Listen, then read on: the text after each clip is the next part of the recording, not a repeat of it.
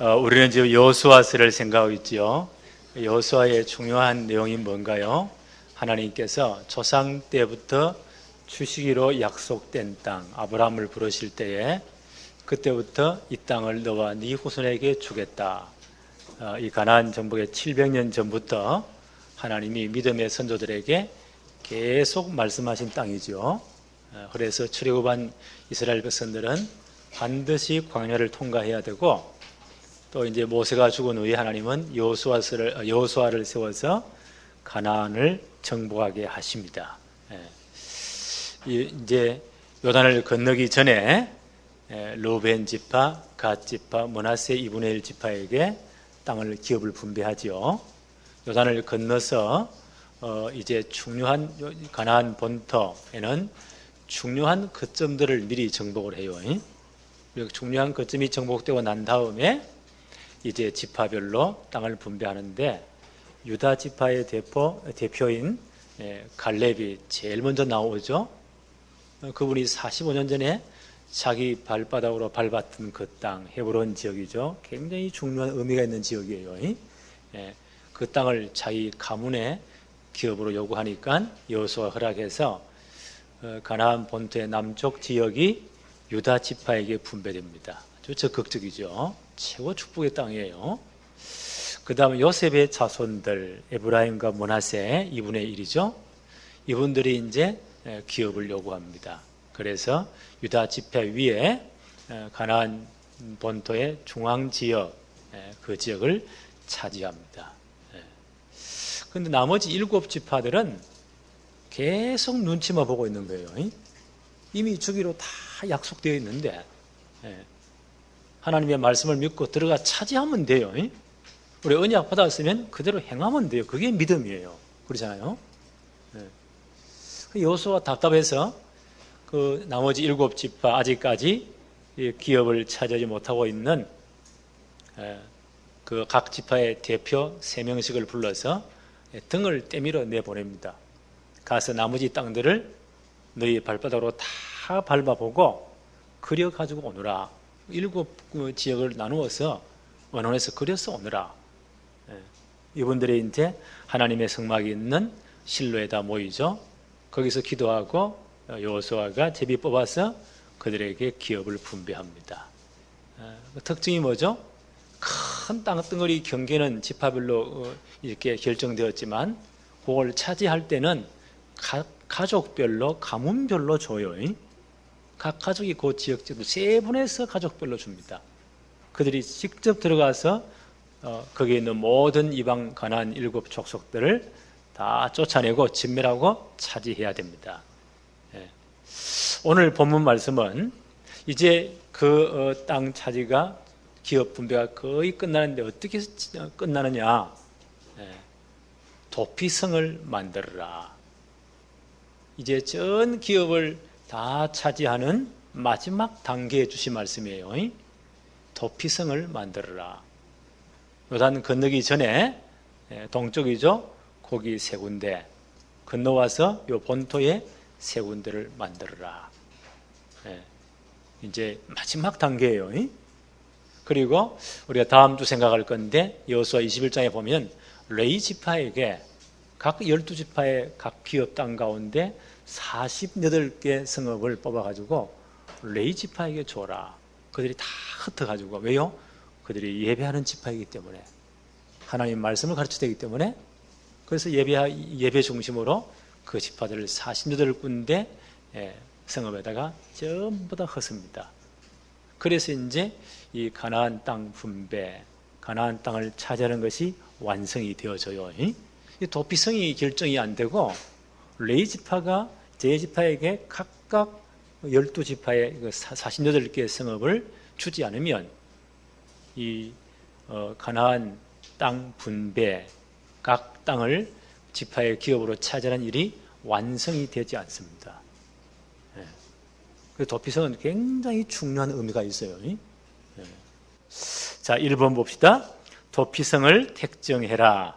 여호수아 20장 1절로 3절을 다시 한번 제가 읽습니다.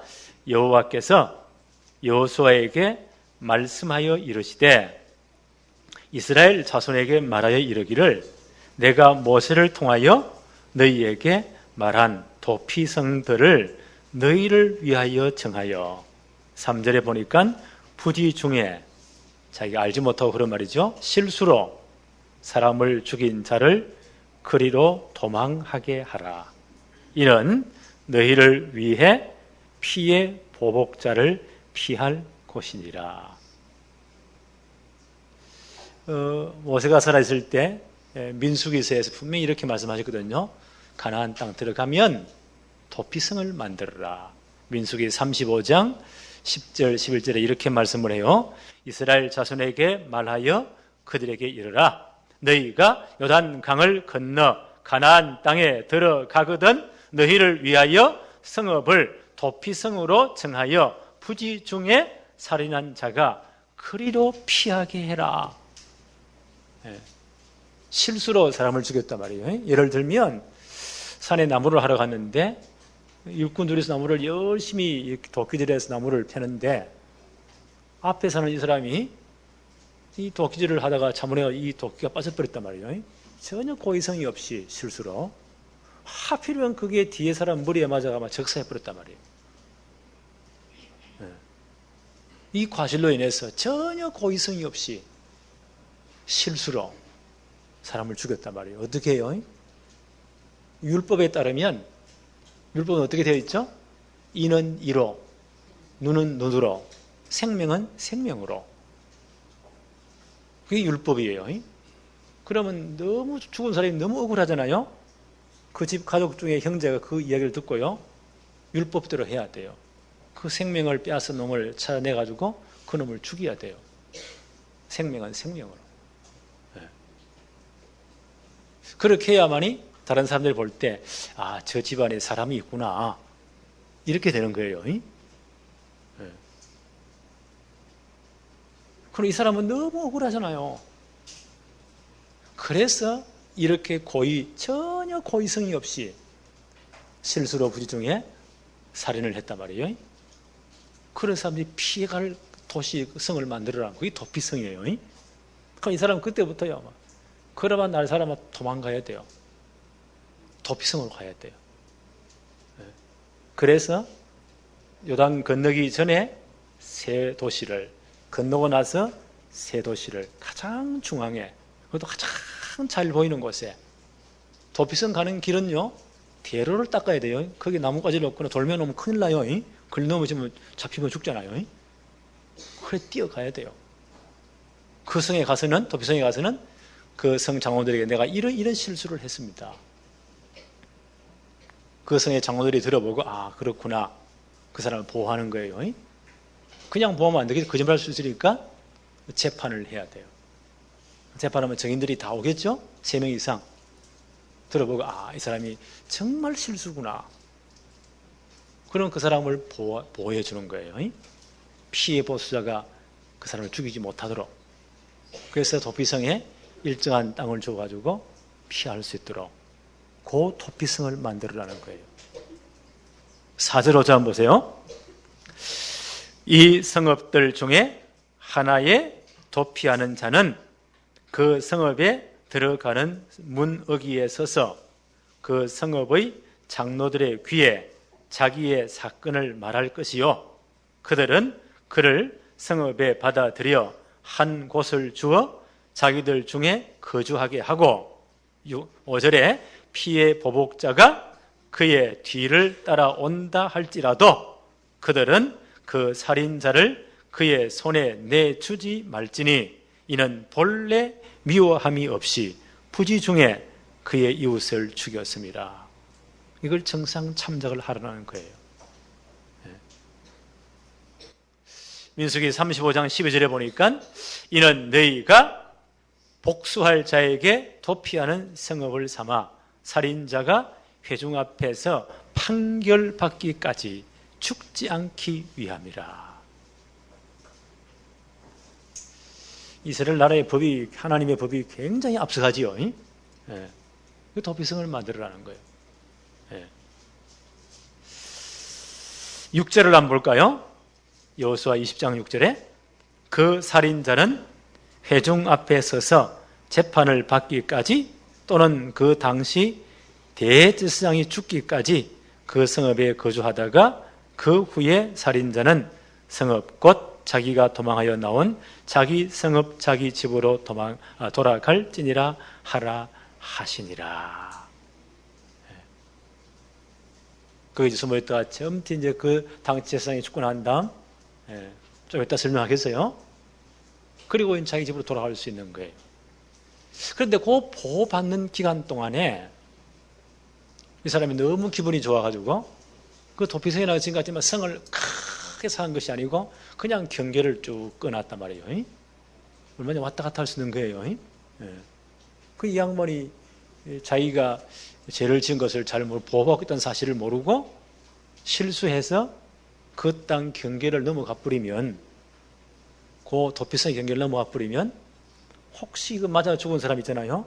가족이 너무 억울하잖아요.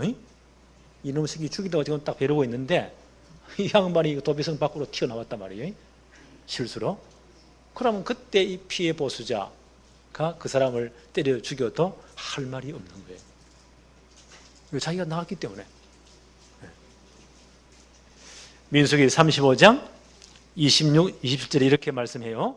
그러나 살인자가 어느 때든지 그 피하였던 도피성 지경 밖에 나가면 피를 보복하는 자가 도피성 지경 밖에서 그 살인자를 만나 죽일지라도 피 흘린 죄가 없나니. 율법대로 다 처리했으니까. 그래서 그 보호받는 기간 동안에 이 사람은 반드시 도피성 안에 있어야 돼요. 절대 나가면 안 돼요. 우리가 언약 밖에서는 절대 구원이 없습니다. 그러잖아요. 그리스도 언약 외에는, 복음 밖에서는 절대 구원이 없습니다. 오늘 말씀 보니까 그 시대에 대제사장이 죽은 후에 자기 땅으로 돌아갈 수가 있다라는 규정을 했어요. 자, 계속 말씀을 봅시다. 여호수아 20장 7절 8절에 보니까 이에 그들이 납달리 산지, 에브라임 산지, 유다 산지에 세 곳이죠. 도피성을 정했다.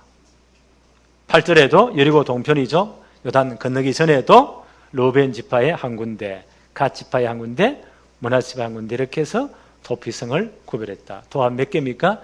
6개 도피성을 구별했다. 이 도피성은 결론부터 말씀드리면, 두 번째, 영원한 도피성 되시는 예수 그리스도를 예표합니다. 지금 이제 전체 기업을 분배하는 마지막 단계예요. 이 도피성이 결정 안 되면 마지막 땅 기업 분배하는 의미가 없어요. 마지막 완성이라니까요. 이 도피성이 그만큼 중요해요.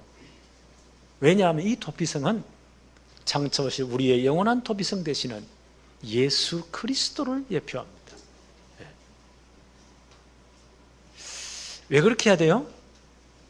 그 땅에 영원한 도피성 되시는 그리스도가 오시기 때문에 그 그리스도를 바라보라고 하나님 이런 제도를 두신 거예요.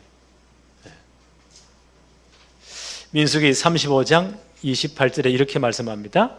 이는 살인자가 대제사장이 죽기까지 그 도피성에 머물러야 할 것임이니라. 대제사장이 죽은 후에는 그 살인자가 자기 소유의 땅으로 돌아갈 수 있느니라. 이 부주정에 살인한 실수로 살인자가 뛰어왔잖아요. 도피성에 피해 있어요. 그러니까 재판을 받겠죠. 아, 이 사람이 진짜 실수가 맞구나. 인정될 때 그 사람이 보호받는 거예요. 고의로 내가 저놈 새끼 죽여야지, 내가 죽였다. 그거는 이제 재판을 받았고 넘겨줘야 돼요. 그러나 진짜 이 사람이 실수가 맞구나. 고의성이 전혀 없구나. 네. 그게 인정되면 이제 보호를 해주는 거예요. 언제 이 사람이 이제 풀이 해방된다고요? 그 시대에 대제사장이 죽으면 모든 게 끝나요. 그 자기 집파 자기 집 돌아갈 수가 있어요. 이거는 굉장히 중요한 의미가 있어요. 그 대제사장은 누구를 상징합니까?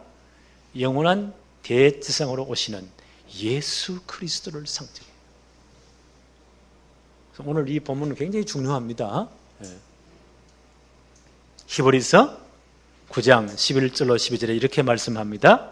그리스도께서는 장래 좋은 일의 대제사장으로 오사 손으로 짓지 아니한 것 곧 이 창조에 속하지 아니한 더 크고 온전한 장막으로 말미암아 염소와 송아지 피로 하지 아니하고 오직 자기 피로 영원한 속죄를 이루사 단번에 성소에 들어가셨느니라. 이게 십자가 사건을 의미해요. 바로 도피성의 주인공이신 예수 그리스도께서 지금 이 도피성을 만들고 땅을 분배하는 요 시점에 1400년 뒤에요. 네. 영원한 재성으로 그리스도가 오셨어요. 십자가에서 자기의 피로 영원한 속죄를 단번에 이루셨다. 이 사건을 보여주는 겁니다. 히브리서 9장 13절 14절에도 염소와 황소의 피와 및 암송아지의 죄를 부정한 자에게 뿌려 그 육체를 정결하게 하여 거룩하게 하거든 하물며 영원하신 성령으로 말미암아 흠없는 자기를 하나님께 드린 그리스도의 피가 어찌 너희 양심을 죽을 행실에서 깨끗하게 하고 살아 계신 하나님을 섬기게 하지 못하겠느냐. 영원한 대성으로 주님이 오셨어. 주님이 그 십자가에서 우리 대신, 우리 한 사람 한 사람을 대신해서, 나 한 사람 한 사람을 대표해서 우리 모두를 대신해서 십자가에 대신 죽으신 겁니다. 그래서 모든 죄의 대가를 다 지불해 버린 거예요. 그래서 우리가 정말 그리스도를, 예수 그리스도를 나의 주로 영접하는 순간 우리의 모든 죄와 죄가 다 끝나버립니다. 이해하시겠죠? 이 사건을 보여주는 거예요. 그래서 부지 중에 살인한 자가 보호받고 있다가 그 시대의 대상이 죽은 그날 모든 게 끝나버립니다. 혐의가 다 끝나버려요. 그리고 모든 죄 사함받고 이제는 도피성을 나와서 자기 집으로, 자기 고향으로 돌아갈 수가 있는 겁니다. 단 이 법의 적용을 받는 분은 누구라고요? 부지 중에 절대 고의성이 없이 실수로 살인한 자만이 이 법의 적용을 받을 수가 있어요. 그런데 놀라운 사실이 있습니다. 영원한 대성을 오신 주님께서 십자가에 못 박히시면서 그때 하신 말씀 기도 내용이에요. 누가복음 23장 34절, 굉장히 중요한 구절입니다. 누가복음 23장 34절에 주님이 십자가에서 하신 말씀이에요. 예수 그리스도를 십자가에 못 박고 고래고래 고함 지르는 저들을 향해 하신 말씀이에요. 이에 예수께서 이르시되 아버지여 저들을 사하여 주옵소서. 자기들이 하는 것을 알지 못함이니이다. 예수님이 십자가에 못 박히시면서요, 그 예수 그리스도 십자가에 못 박고 조롱하던 사람들 향해서 하시는 말씀이에요. 아버지, 저들의 죄를 사하여 주십시오. 그 다음 하신 말씀, 자기들이 하는 것을 알지 못함이니이다. 저들이 알지 못하고 실수로 사단에게 속아서 전혀 고의성이 없이 실수로 한 것입니다. 아버지, 저들을 사하여 주십시오. 대제사장이신 주님께서 우리 죄를 다듬는 주님, 우리를요 실수해서 범죄한 자로 여겨주시는 거예요. 대단하죠? 구약율법에 고의성이 있어 죽였다면 반드시 그는 피해 보복자 손에 붙어서 죽게 만들어야 돼요. 도피성에서 피해서 살아남는 자는 절대로 고의성이 없이 실수로 살인한 자거든요.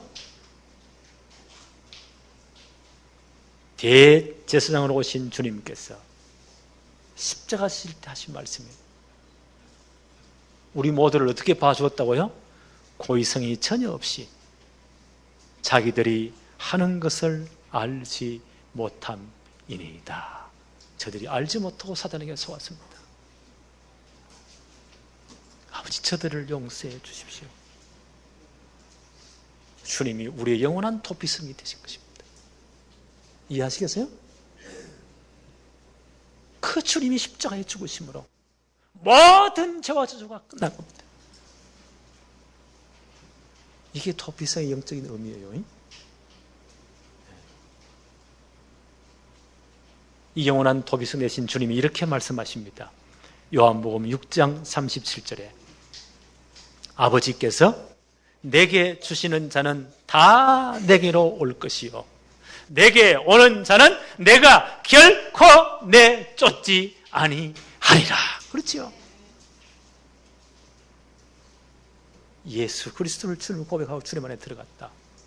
결코 우리를 사단에게 내어주지 않습니다. 주님은 영원히 우리를 보호하십니다. 요한복음 10장 28절에도 내가 그들에게 영생을 주노니 영원히 멸망하지 아니할 것이요 또 그들을 내 손에서 빼앗을 자가 없느니라. 그렇죠. 주님이 영원히 우리를 보호하시겠다는 거예요. 이게 우리의 영적인 현주소입니다. 그래서 바울은 편지를 쓸 때 어떤 글을 제일 많이 썼죠? 문장을 제일 많이 썼죠? 그리스도 안에서. 그렇죠? 그리스도 안에서. 우리가 지금 이 안에 있습니다. 우리의 구원은 절대로 잃어버릴 수가 없습니다. 그렇죠?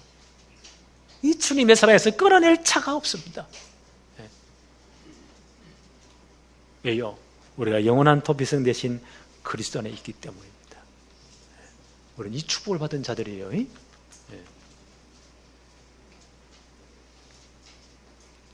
세 번째 봅시다.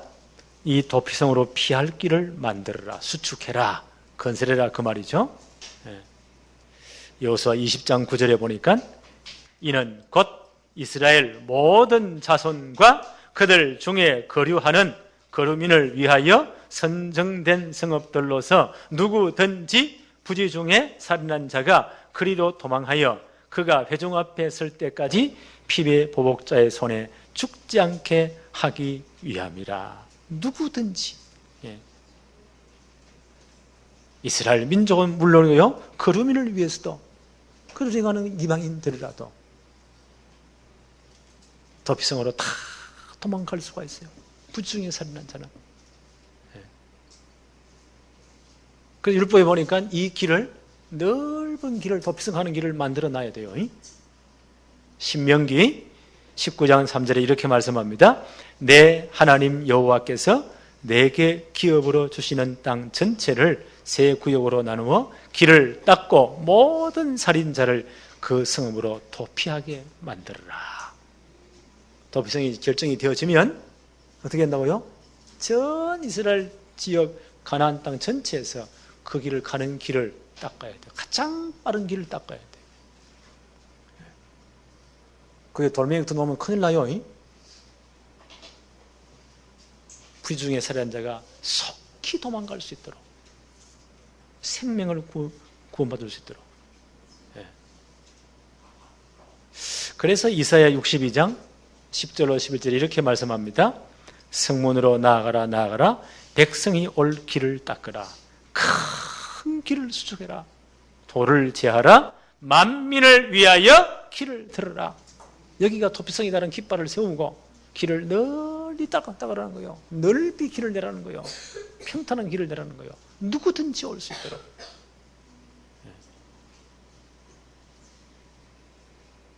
왜요? 도피성 들어가야 사니까.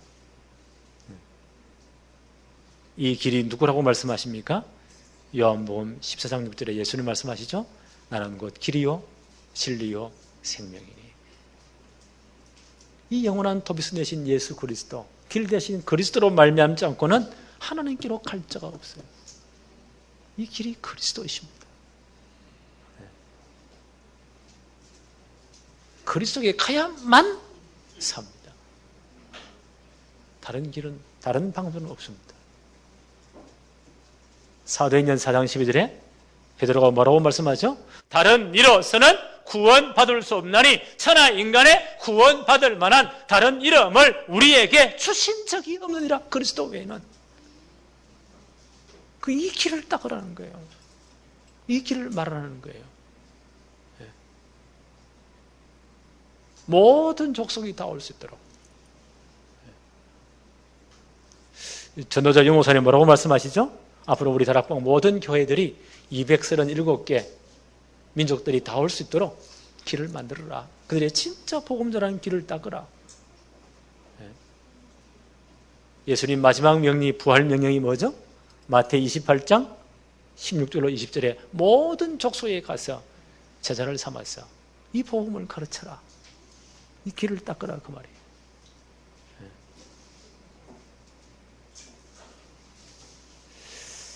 그래서 우리 주위에 정말 그리스도에게로 와서 구원받아야 될 사람들이 하나님 반드시 예배해 놓았거든요. 그 사람을 찾는 거예요.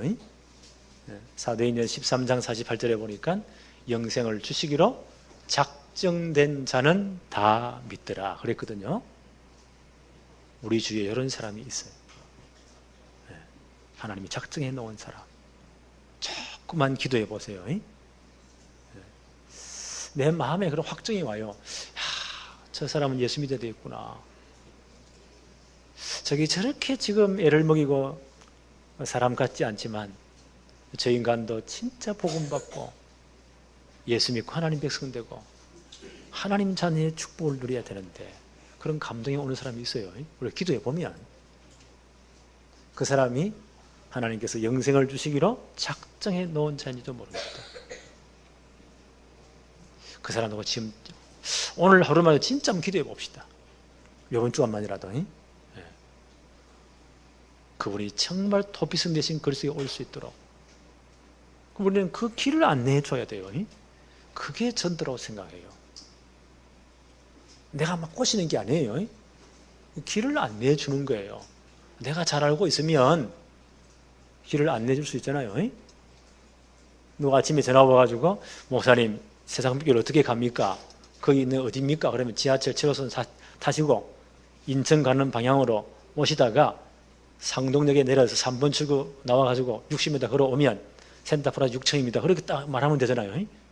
이게 뭐 어렵습니까? 내가 길을 알고 있기 때문에. 그렇죠? 그게 전도예요. 다른 데로서는 구원 얻을 수가 없잖아요. 다른 길이 없잖아요. 이 그리스도 안에 들어가야만 살잖아요. 그렇죠? 결단코 내어 쫓지 않을 것이다. 주님 분명히 약속하셨습니다. 내가 그들에게 영생을 주노니 영원히 멸망하지 아니할 것이요 또 그들을 내 손에서 빼앗을 자가 없느니라. 우리의 구원은 절대 취소될 수가 없습니다.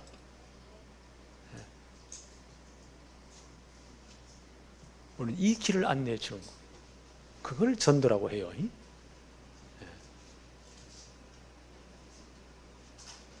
그래서 길을 안내할 사람 한번 찾아보세요. 제 아무리 길을 몰라 저리 헤매는구나. 사단에 잡혀 12가지 문제로 지금 완전 죽을 수밖에 없는데 제 양반이 그리스도 만나야 되는데 그 사람이 기도해 보시라고요. 그리고 그분이 진짜 길을 모를 때 그때 말해주는 거예요. 로마서 10장 8절에 이렇게 말씀합니다. 그러면 무엇을 말하느냐? 말씀이 내게 가까워 내 입에 있으며 내 마음에 있다 하였으니 곧 우리가 전파하는 믿음의 말씀이라. 이 복음의 말씀이 내 마음에 있어야 돼. 말씀이 내게 가까웠다. 이 복음이 내 입에 있다. 내 마음에 있다. 그래서 이제 이 복음을 정말 내 영혼 속에, 마음 속에, 심령 속에 각인을 시키자는 거예요. 우리는 복음을 늘 드려야 돼요. 그리고 정말 우리 속에 각인이 되어져야 돼요. 제일 좋은 것은 우리가 메시지를 담은 자기의 깨달아지는 만큼은 써보세요. 그게 각인이 제일 빨리 되는 거예요. 우리 다 영어공부 다 이렇게 중고등학교 때 많이 했잖아요. 단어를 때 어떻게 외우죠? 딱 보고 싹 외워집니까? 우리는 외국인이기 때문에 모국어가 아니잖아요. 종이에 대한 막 몇 분 써보잖아요. 따라해 보기도 하고. 그러면서 이 각인되는 거예요. 마찬가지예요. 이 복음이 우리에게 진짜 각인이 되어져야 돼. 각인된 것만이 내 영혼 속에 뿌리를 내린다고요. 뿌리 내린 게 이제 열매가 맺거든요. 그래야 체질화되는 거예요. 그래서 이 복음의 말씀이 늘 내 입속에, 내 마음 속에 있어야 된다. 그래야 말할 수가 있잖아요. 그래서 정말 우리가 전한 복음을 듣고 로마서 10장 13절에 누구든지 주의 이름을 부르는 자는 구원을 받으리라. 그리스도로 오는 길을 안내할 수가 있잖아요. 그 사람이 진짜 그리스도 바로 알고 예수 이름 부르면 구원받습니다.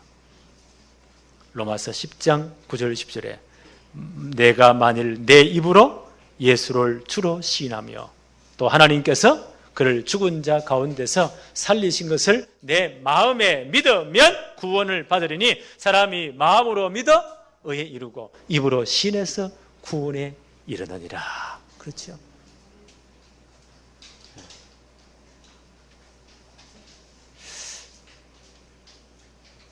저는 기도합니다. 우리 모든 성도들이 우리의 영적 현주소가 그리스도 안에 있음을 정말 확인되어지기를 바랍니다. 그리고 정말 우리 심령 영혼 속에 복음이 깊이 각인 뿌리 내리기를 바랍니다. 그리고 이 복음의 말씀이 늘 내 마음속, 내 입속에 있어야 돼요. 언제든지 누구든지 기르는 자들에게 그리스도 안에 들어와야만 살잖아요. 이 길을 설명할 수 있는, 길을 가르쳐 줄 수 있는 이런 축복이 진정으로 누려지기를 바랍니다. 하나님 아버지 너무너무 감사합니다. 오늘도 도피성 되신 예수 그리스도를 말씀을 통해서 다시 한번 우리 속에 각인하며 그리스도 아니면 절대 안전지대가 없음을, 구원받을 만한 다른 이름이 결코 없음을 깨닫게 하심을 감사합니다.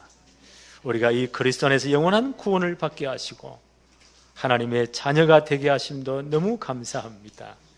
이제 이 축복을 몰라 헤매는 자들에게 정말 이 길을 제대로 안내할 수 있는 축복을 매일 날마다 모든 현장에서 누리게 하옵소서.